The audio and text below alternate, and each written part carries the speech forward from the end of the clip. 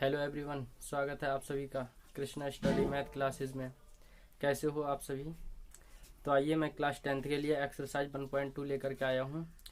जो आपके जो परीक्षा जो पिछली वाली जो वीडियो हैं उनमें मैंने काफ़ी क्वेश्चन करा भी रखे हैं और आज मैं इस प्रश्नावली के जो क्वेश्चन रह गए हैं वो समाप्त कर रहा हूँ।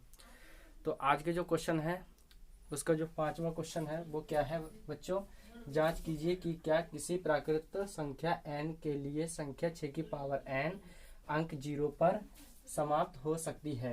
यानी कहने का मतलब यह है 6 की पावर n, यानी n की जगह जो प्राकृतिक संख्या होती हैं 1 2 3 4 या इनमें से कोई इस पर पावर लगाएंगे हम 1 2 3 4 में से, तो उसका जो यानी 6 की पावर 1 लगाएंगे तो 6 आना चाहिए, 6 की पावर स्क्वायर करेंगे तो 36।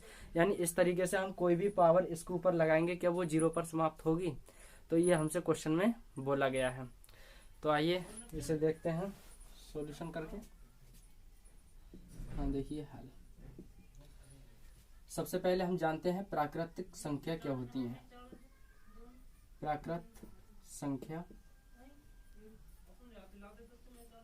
प्राकृतिक संख्या होती है बच्चों 1 2 3 4 5, इसी प्रकार से इनफाइनाइट तक कोई भी संख्या हो सकती है।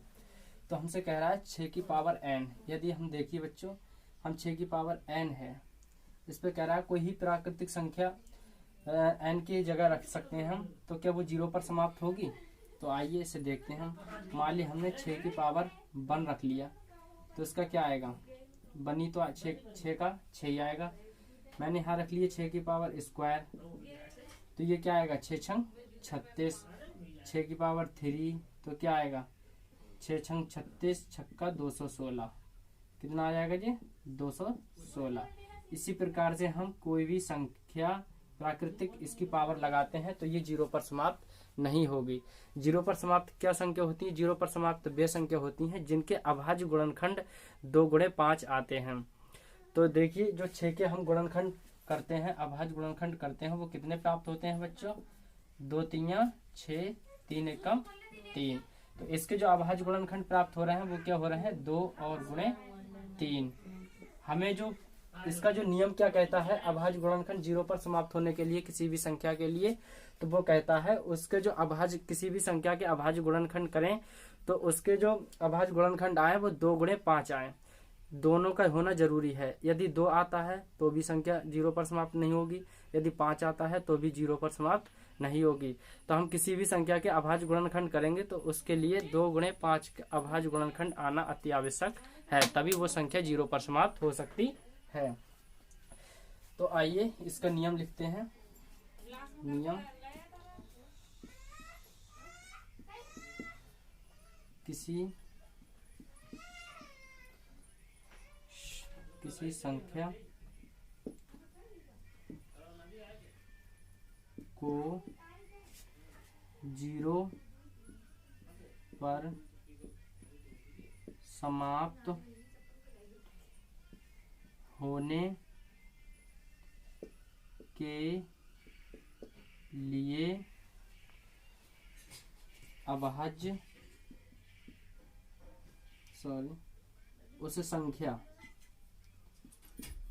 उस संख्या के अभाज्य गुणनखंड 2 गुणे 5 के रूप के होना चाहिए।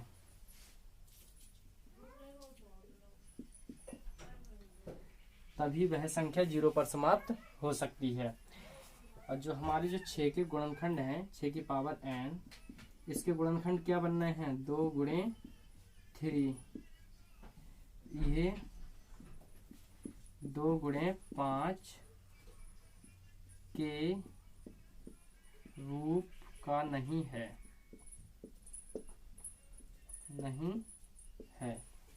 अतः 6 की पावर n 0 पर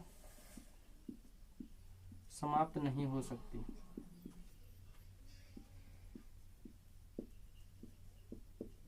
नहीं हो सकती। ठीक है, तो आपको मैंने विस्तार से समझाया है। देखिए बच्चों, किसी भी संख्या के लिए 0 पर समाप्त होने के लिए उसके जो अभाज्य गुणनखंड करेंगे तो उसमें क्या 2 गुणे 5 का होना अति आवश्यक है। तो इसमें जो 6 के हमने अभाज्य गुणनखंड करे तो वो कितने मिले, 2 गुणे 3। तो इसलिए ये 0 पर समाप्त नहीं हो सकती। हम 6 की पावर कितनी भी इसके 6 की पावर कितनी भी रखें पर वो 0 पर समाप्त नहीं होगी। यदि 6 की पावर 1 रखा तो 6 आया, 6 की पावर स्क्वायर रखा तब 36 आया, 6 का घन करा तब 216 आया। तो ये 0 पर समाप्त नहीं हो सकती। तो मैंने 0 पर समाप्त होने के लिए आपको ये नियम लिखा दिया है।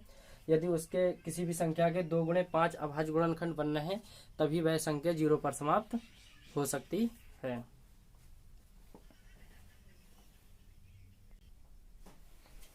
आइए स्टूडेंट्स, इस प्रश्नावली का नेक्स्ट क्वेश्चन क्या है।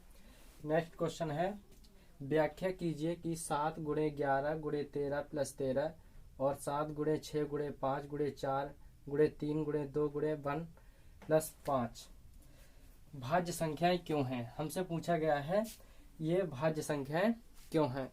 इस प्रश्नावली में जो इम्पोर्टेंट क्वेश्चन है वो यही है जो इस वीडियो में होने वाले हैं। तो इसमें पूछा गया है कि ये भाज्य संख्याएं क्यों हैं। तो सबसे पहले हम जानते हैं भाज्य संख्याएं क्या होती हैं। हमें सबसे पहले ये जानना आवश्यक है, तभी हम इसे हल कर सकते हैं। तो आइए यहाँ लिखते हैं हम भाज्य संख्याएं क्या हैं। तो भाज्य संख्याएं क्या होती हैं स्टूडेंट्स। भाज्य संख्याएं वे होती हैं,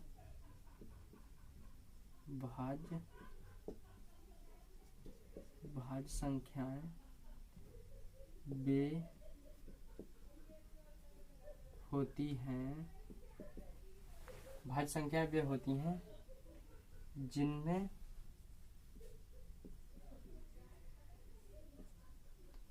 दो या दो से अधिक अभाज्य गुणनखंड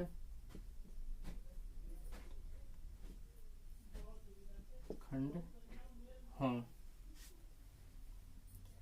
तो देखिए, भाज्य संख्या वे होती हैं जिनमें 2 या 2 से अधिक अभाज्य गुणनखंड होते हों। तो वे संख्याएं कैसी होती हैं, भाज्य संख्याएं होती हैं। तो देखिए, इसमें सब क्वेश्चन एक दिया है लेकिन इसमें 2 क्वेश्चन दिए हुए हैं। एक ये क्वेश्चन है, एक ये क्वेश्चन है। इन दोनों के लिए अलग अलग सॉल्व करते हैं हम। तो देखिए, सबसे पहले हम ए पार्ट उठाते हैं।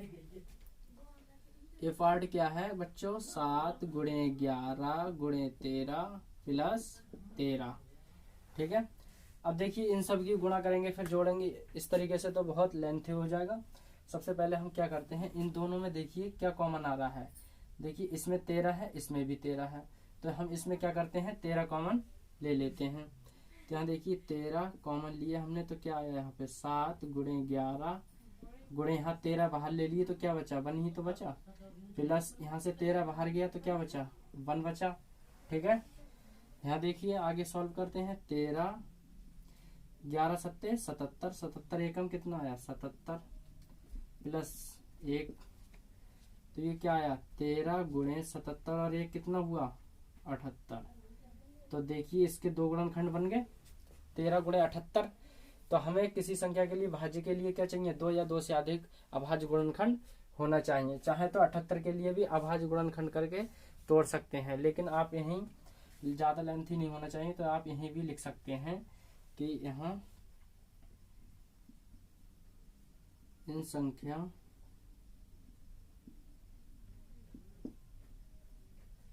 के अभाज्य गुणनखंड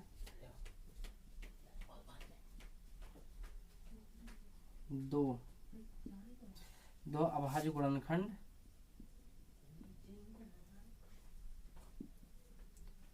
संभव हैं। अतः यह संख्या कैसी हैं भाज्य।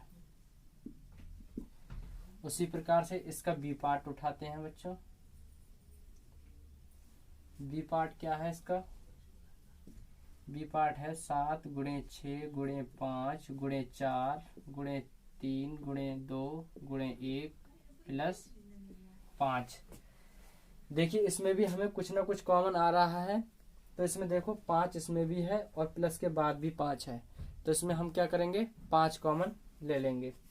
तो यहाँ देखिए इसमें 5 कॉमन ले लीजिए। यहाँ क्या बचे 7 गुणे 6 गुणे 5 बाहर आ गए, तो क्या बचा यहाँ 4 बचे, 3 बचे, गुणे 2 गुणे 1 प्लस यहाँ 5 बाहर ले लिए, तो यहाँ क्या बचा 1 बचा। ठीक है, तो यहाँ देखिए 5 7 छंग 42, 42 चौक देखिए इसकी सबकी गुणा कर देते हैं हम। 3 दूनी 6, 6 चौक 24, 24 और 7 छंग 42 ये हुए, तो 42 की गुणा 24 से करिए। 4 दूनी 8, 4 चौक 16, 2 दूनी 4, 2 चौक 8, ये कितना हुआ 8, 6 4 10, 8 और 1 9 और 1 10, ये इतना हुआ, ये हुआ 1008। इन सभी की आप यहाँ तक गुणा करेंगे तो कितना आ रहा है 1008 आ रहा है बच्चों, प्लस 1 ये है। तो इसके क्या बनने हैं गुणनखंड 2 बनने हैं। देखो 5 गुणे 1000 में एक जोड़ा कितना हुआ 1009। ठीक है, तो इसके भी 2 अभाज्य गुणनखंड बन रहे हैं, तो इसको भी लिख सकते हैं आप यहीं पे, इसे लिख दीजिए। इस संख्या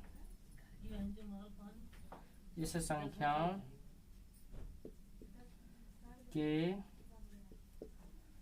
2 अभाज्य गुणनखंड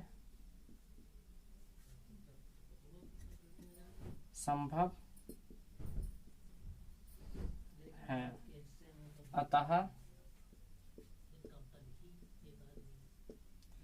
ये संख्याएं कैसी हैं भाज्य हो है।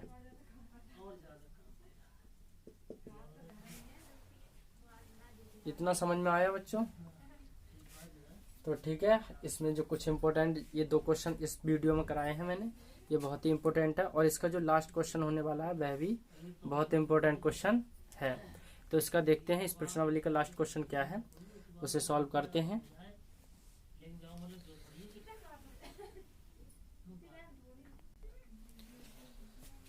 आइए स्टूडेंट्स, इस प्रश्नावली का जो लास्ट क्वेश्चन है वो क्या है।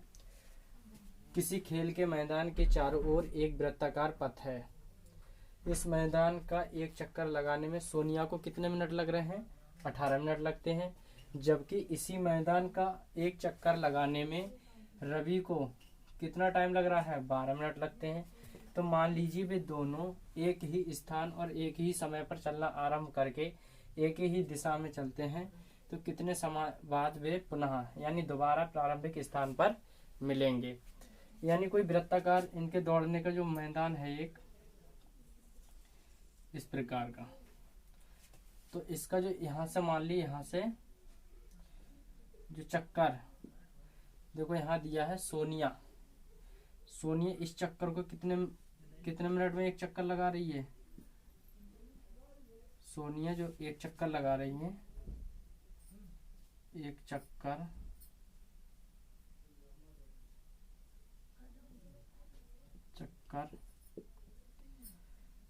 में लगा समय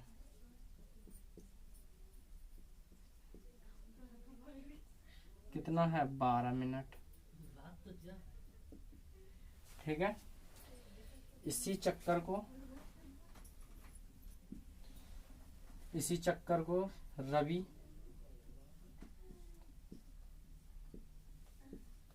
रवि के द्वारा लिया समय कितना है 12 मिनट। ठीक है, देखो यहाँ से मान ली यहाँ से सोनिया और रवि दोनों स्टार्ट होते हैं दौड़ना। एक इस चक्कर का जो पूरा चक्कर है इसका वृत्ताकार मैदान का, वो सोनिया कितने मिनट में लगा रही है एक चक्कर 18 मिनट में। रवि कितने मिनट में लगा रहा है 12 मिनट में। तो इसका मतलब तो रवि तेज दौड़ रहा होगा। तो रवि तेज दौड़ रहा होगा तो वो कभी अपना एक चक्कर पूरा करके वो कभी भी, सोनिया मान ली 1-2 चक्कर लगा रही तो रवि के कुछ ज्यादा ही चक्कर लगते होंगे उस समय में। तो इसी प्रकार से, इसी प्रोसेस से रवि दौड़ता रहेगा तो वो कोई भी चक्कर पे अपने जो प्रारंभिक स्थान पर उसके लिए एक चक्कर एक्स्ट्रा कभी तो उसके लिए कभी ना कभी उसके लिए पकड़ लेगा। तो यहाँ देखिए इस स्थिति में हम क्या करते हैं, इस स्थिति में हम हमेशा निकालते हैं इनका लासा, तभी हम ज्ञात कर पाते हैं कि ये कितने मिनट में पूरा चक्कर लगा पाएंगे, कितने मिनट में वे दोबारा पुनः उसी स्थान पर, प्रारंभिक स्थान पर मिल पाएंगे। तो देखिए 12 व 18 का एलसीएम निकाल दीजिए, फिर हमें पता चल जाएगा कि रवि और सोनिया का जो प्रारंभिक मिलने का समय है वो कितने समय बाद मिले। तो देखिए 12 और 18, इसका एलसीएम निकालिए बच्चों। 2 छंग 12, 2 ने 18, फिर 2 से काटिए, 2 तियां 6, 9 ऐसे लिख लीजिए। ठीक है, अब काटते हैं हम इसे 3 से, 3 एकम 3, 3 तियां 9, फिर काटिए इसे 1, 3 एकम 3। तो देखिए इसके जो फैक्टर निकल के आया वो क्या है, 2 गुणे 2 गुणे 3 गुणे 3, इन सब की मल्टीप्लाई कर दीजिए। 2 दूनी 4, 4 तियां 12, 12 तियां 36, यानी जो उनका मिलने का समय है वो 36 मिनट बाद मिलेंगे। अब देखिए 36 मिनट में वैसे भी आप देख सकते हैं 12 तियां 36, यानी रवि द्वारा लिया गया समय 12 मिनट है, तो वो 36 मिनट में कितने चक्कर लगा पाएगा, 3 चक्कर लगा पाएगा। और जो सोनिया है वो 18 मिनट में 1 चक्कर लगा रही है, तो 36 मिनट में क्या चक्कर लगाएगी, 2 चक्कर लगाएगी। तो इसका मतलब रवि 1 एक्स्ट्रा और चक्कर लगा देगा तो वह अपने प्रारंभिक स्थान पर सोनिया के लिए पकड़ लेगा। तो आइए, मैं आशा करता हूँ इस प्रश्नावली के जो क्वेश्चन मैंने कराए हैं आपके समझ में आए होंगे। और यदि हमारी वीडियो थोड़ा बहुत पसंद आ रही है तो वीडियो को लाइक करें, कमेंट करें, शेयर करें, तथा यदि वीडियो पहली बार देख रहे हैं तो चैनल पर हमारा सब्सक्राइब करें तथा बेल आइकन को ऑन कर लें, जिससे हमारे वीडियो का हर आने वाला नोटिफिकेशन आपके पास सबसे पहले पहुंच सके। Thank you.